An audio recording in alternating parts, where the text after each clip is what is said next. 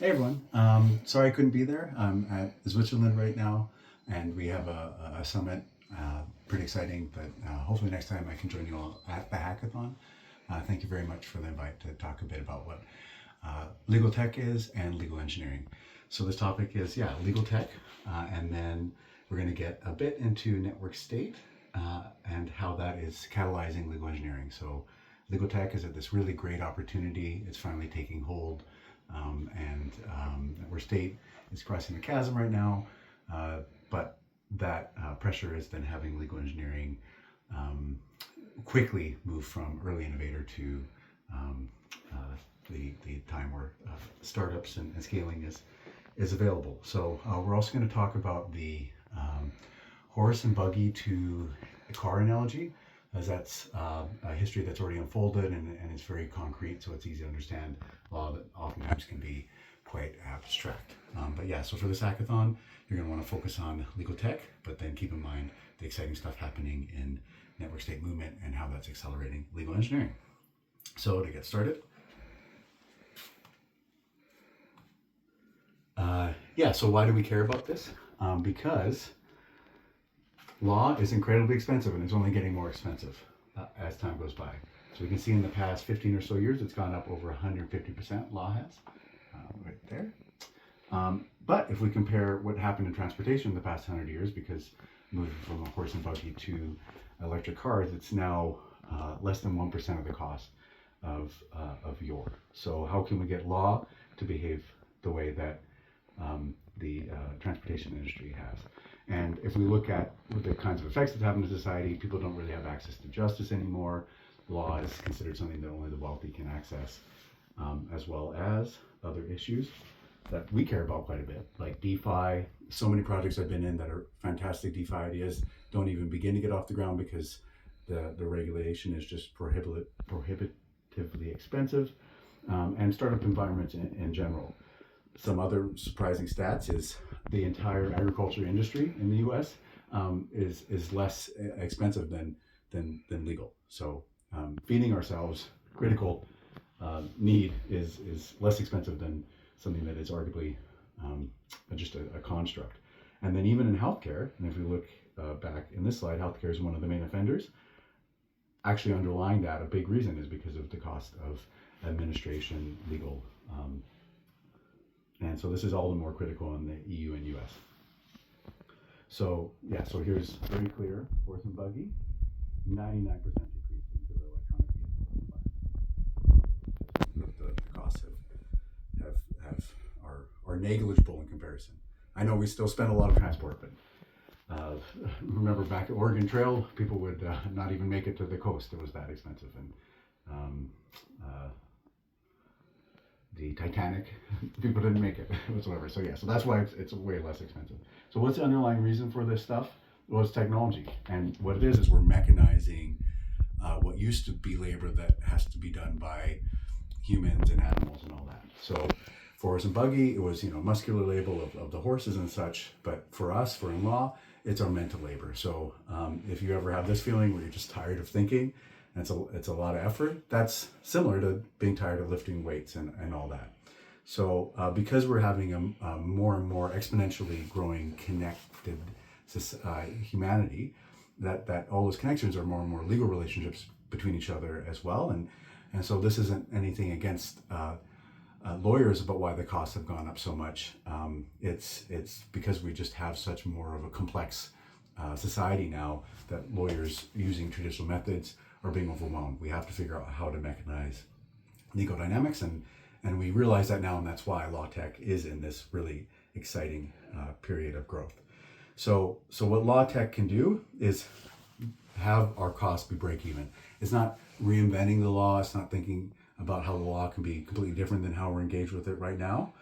So it's similar to how, say, we have stables where stable hands no longer have to scoop manure and do all those unsavory labor. But still, we find that if we're, again, using the analogy, it's not like horse and buggy have gone away. Here's a modern horse and buggy enjoyable environment, because that work is work that will always be with it. It's so much culture that's there, and similar to modern lawyers, that work will always be there, but the labor aspects of law, that's what we can mechanize more and more.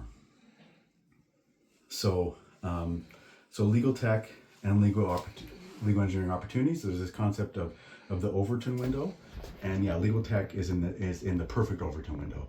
Even big law firms that used to not be interested in legal technology are now using LLMs and other highly mechanized systems in law. So we believe within the crossing the chasm life cycle that legal tech, which is what you're hacking on today, is right here, this really frosty area.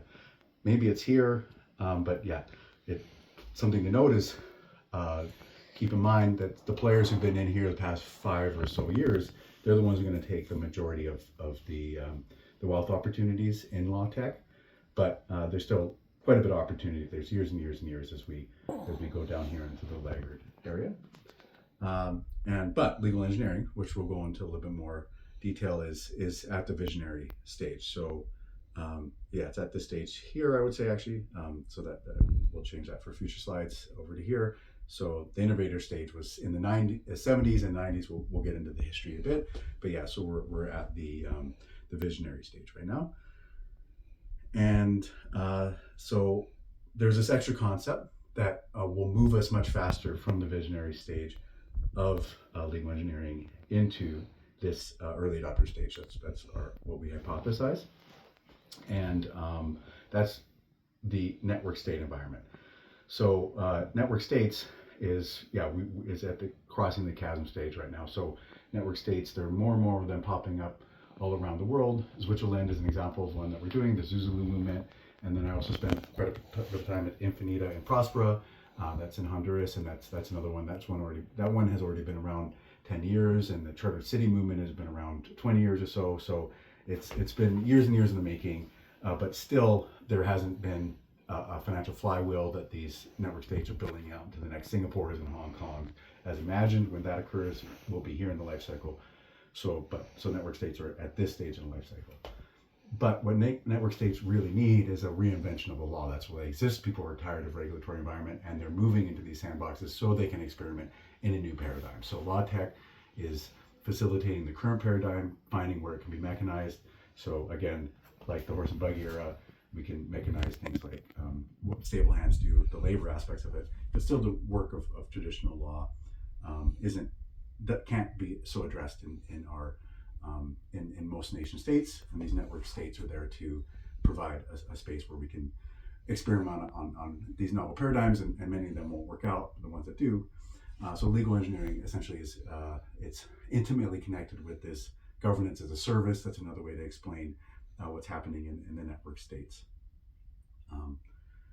So here's some movement in the network states. This is the Zuzulu movement. There's lots and lots of different brands that are forming here. And this is just one, the Zuzulu, and there's many other network states being built out, or coordinations and network societies. It's all a similar movement. The core aspect of it is sovereign individual, and if we do see, again, we're here in Switzerland and they're being supportive, nation states are recognizing that quite a bit of talent is in the sovereign individual movement. That's the whole point of crypto, not your keys, not your wallet, that we have more and more direct control over our own assets and wealth. But yeah, again, there hasn't been stabilities in the network state movement yet. So far, it's VC investment, putting capital in and having fairly fast burns. But it is already catalyzing legal engineering. I have one of the first legal engineering law firms. That's why I'm giving this chat with you all in Prospera. So here's, please visit this to learn a little bit more about network states. I don't want to focus on it too much because the point of this is so that you can hack on legal tech and anticipate in the next year or two hacks that you get involved in, that you'll be doing more and more legal engineering hacking. So please visit those sites. So yeah, so what is legal engineering? We're mechanizing law. That's very similar to what law tech is doing. However, again, yeah, we're doing major paradigm shifts in the law. So so something that we find that's important in the narrative of legal engineering that's different than in law tech is that it's really important to know that there is a difference between just straight up mechanizing and then fully automating. So if in a traditional legal environment, actually we do have a lot of opportunity we're here, yeah, to mechanize or permanently automate, because what we're automating is what's already been developed quite a bit, and so we know what the processes are in traditional legal work. So for instance, doing research on case law, that is well understood, so we then can fully automate it.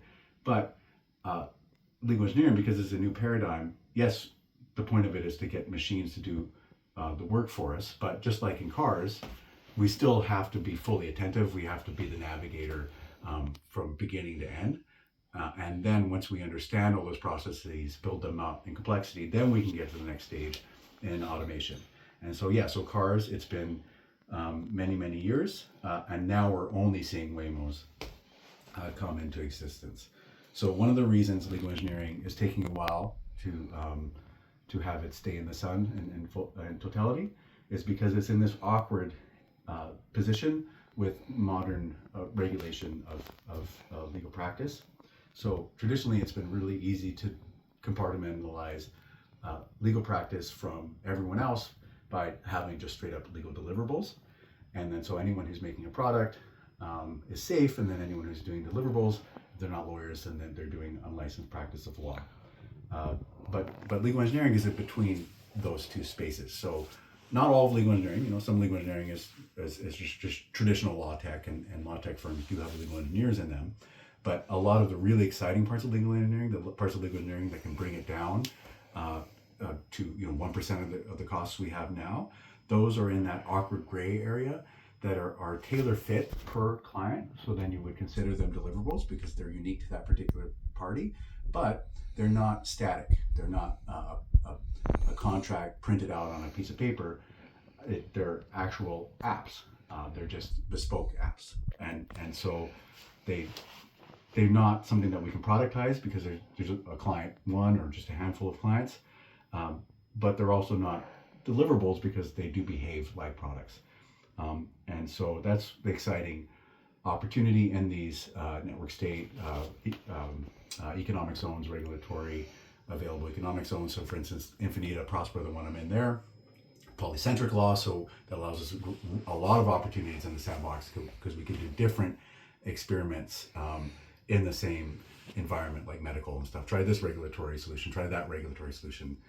So it's designed to do this legal engineering experimentation that's not really available in traditional network state environments, which makes sense because we don't want to experiment on all of society before we know that it's good to go.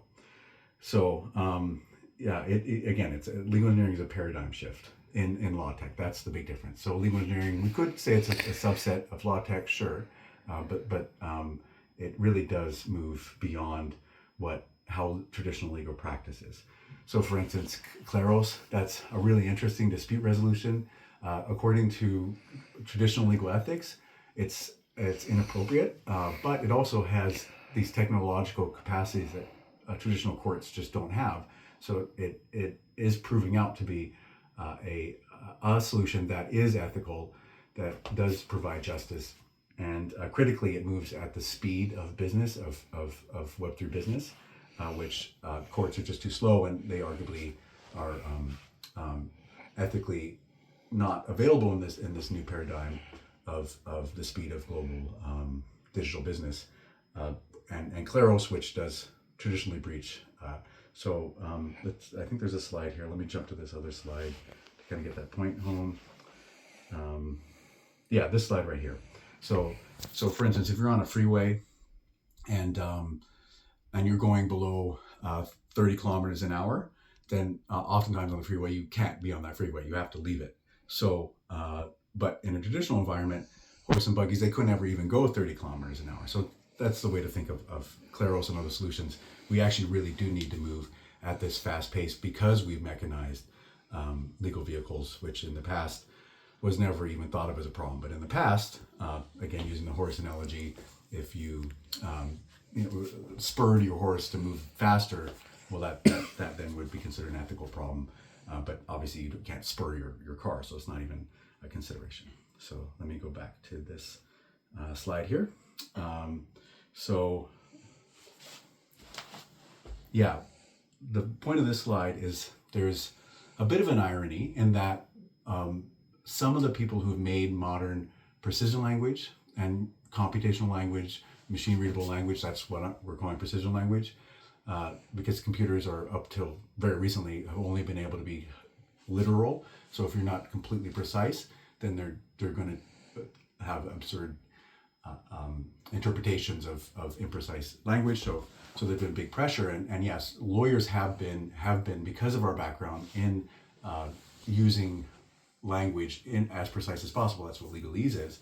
We have developed important innovations in precision language, such as markup language and smart contracts. But it still, the vast majority of lawyers have not learned those languages. So within this modern precision, there's quite a bit of literacy issues, which is why we are recognizing that this is a paradigm shift, because 90% of lawyers to move into this new paradigm will have to learn new forms of language that at this point they don't know, similar to like someone who is used to directing a coach doesn't know how to drive a car. People had to learn how to drive cars, and that took a few years to get there. So yeah, so legal engineering did start way back in the 1970s. That was the very beginning of the life cycle, but it's taken 50 or so years to finally get into the early adopter stage, from the innovator stage to the early adopter stage, and that has happened because of smart contracts. So the name even for legal engineers only came up in the late 2010s, and it's largely because of the smart contracts. Also, legal tech taking off. Again, there's oftentimes a legal engineer within a legal tech environment, and then DAOs and other innovations. Mostly Web3 has really finally provided enough daily work for people to have that critical mass to call ourselves a profession. It doesn't have to be the few and far between inventors that make really substantial info. But those inventors, I argue that Pierre de Fermat, way back hundreds of years ago, was the very first clear legal engineer, because he was the beginning of calculus with his added quality innovation that I believe came from de minimis solutions in law.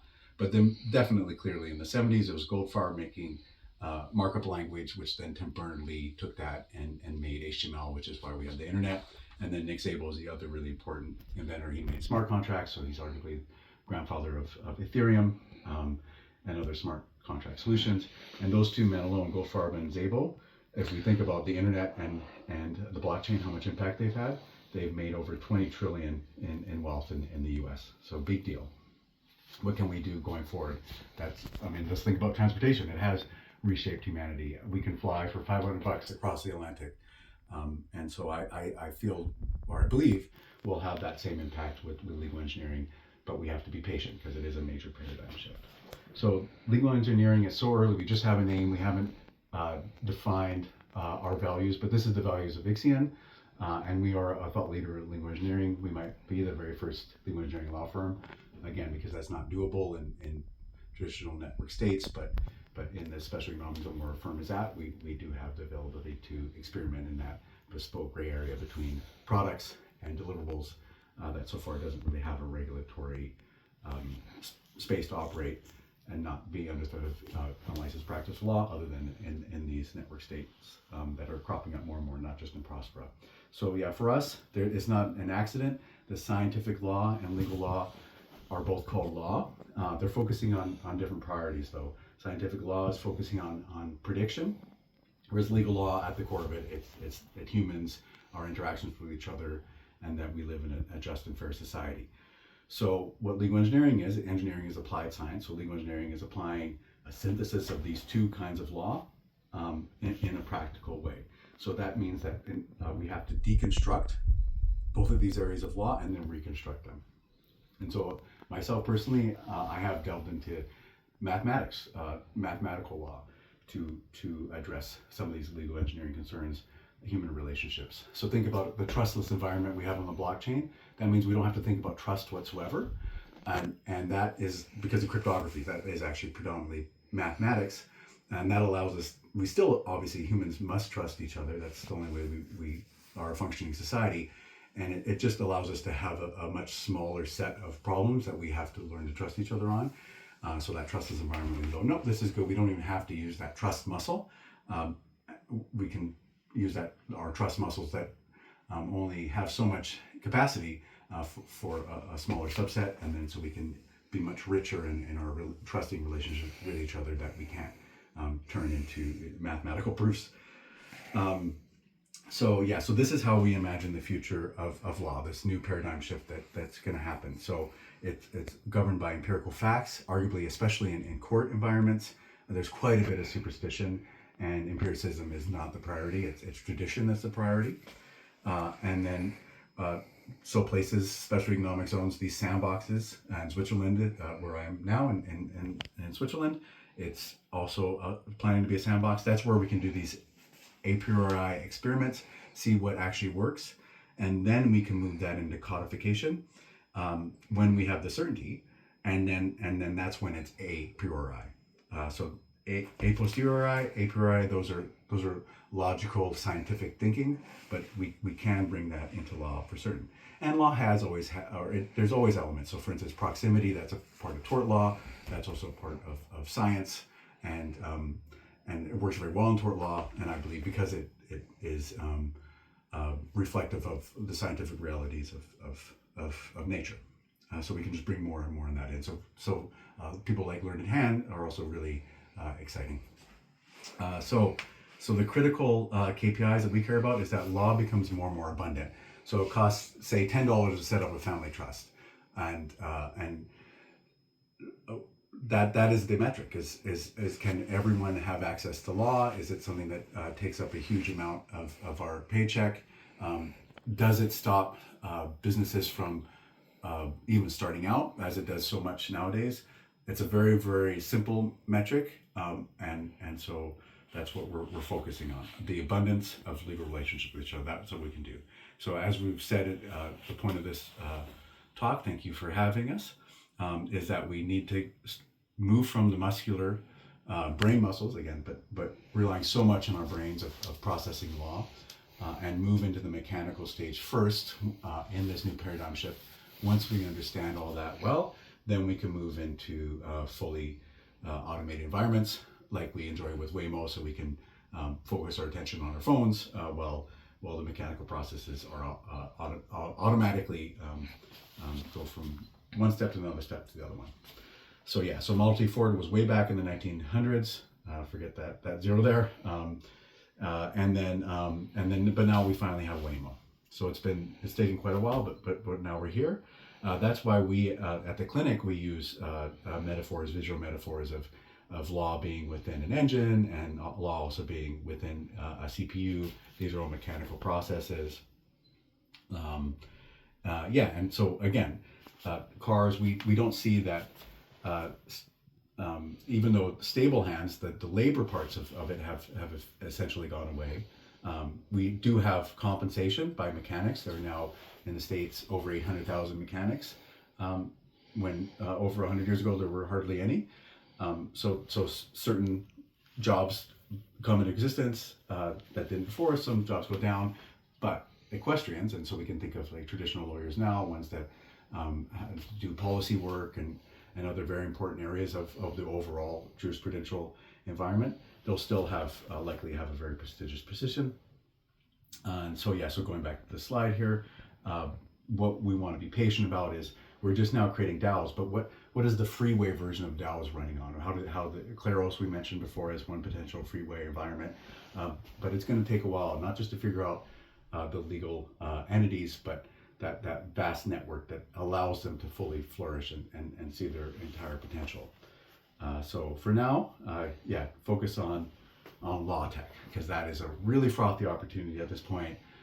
In this hackathon, you'll see opportunities over the weekend, and so go forward and have a lot of fun, but keep in the back of your mind that legal engineering is already in existence. It's early in its life cycle. but it could move much faster than the car industry because of these network states, which themselves are really exciting. I have a lot of fun traveling around the world and helping establish these things.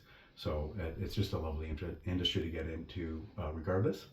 Next steps, thank you again for letting me talk. Next steps is to go to the Legal Engineering Standard Association that we're just starting out, and then join our newsletter. So hope to take some Q&A questions if there's time, and all the best.